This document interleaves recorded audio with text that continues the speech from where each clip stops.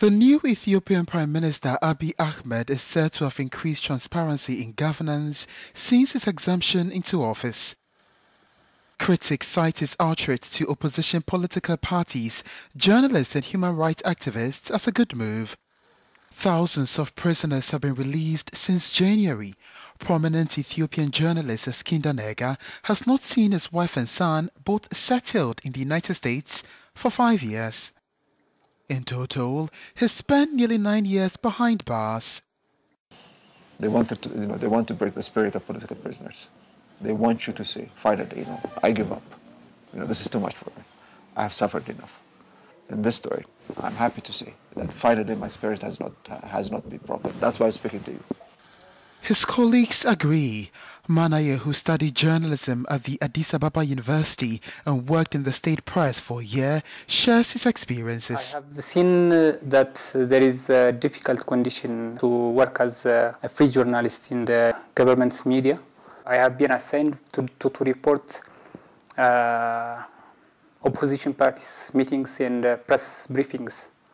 And I would cover those press briefings and come back to office, and I would deliver the news for my editor. But you cannot see the news at the newspaper the next day. Today, he follows the trials of activists in the Federal High Court of Justice. Like Eskinder, this human rights activist welcomes the new Prime Minister. He reckons there have been changes including restoration of internet services to his region, but says much more needs to be done. Over 1,000 arrests were made under Ethiopia's mid-February state of emergency. Abel Wabela is a Zone 9 blogger. Several members of this blogging group were also arrested in 2014 under the anti-terrorism law. Wabela was released a year and a half later. Since then, all charges against him have been dropped.